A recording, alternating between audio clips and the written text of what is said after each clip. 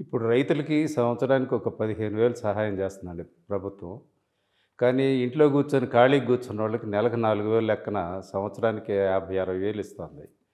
మరి అందరూ రైతు ప్రభుత్వం, రైతుల గురించే మాట్లాడతారు. మరి అసలు ఈ ప్రభుత్వాల ఈ ధోరణేంటి? దురదృష్టం రైతుకేంటంటే, ఈ కొనుగోలు శక్తి తగ్గిపోతోంది.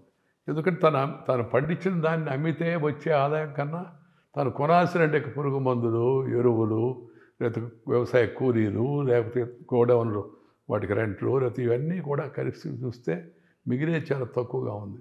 అందువల్ల ఈ పేరుకి ఇస్తామంటున్నారే కానీ, రైతులకు సబ్సిడీ ఇస్తాం మేము అంటున్నారే కానీ, దానివల్ల పెద్దగా ఒరిగేది ఏమీ లేదు. నేను చెప్తుండేవాడిని అసెంబ్లీలో, ఇప్పుడు కూడా చెప్తున్నాను. మీరు ఉచిత కరెంట్ ఇవ్వలే, ఉచితంగా నీళ్ళు ఇవ్వలే, మీరు నిబంధనలు పెట్టబాకండి.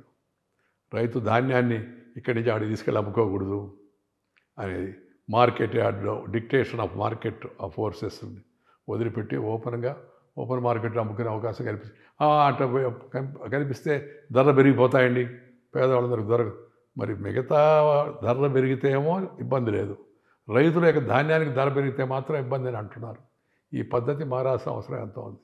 అగ్రికల్చర్ ప్రైజెస్ కమిషన్ యొక్క వైఖరిలో కూడా మార్పు రావాలి.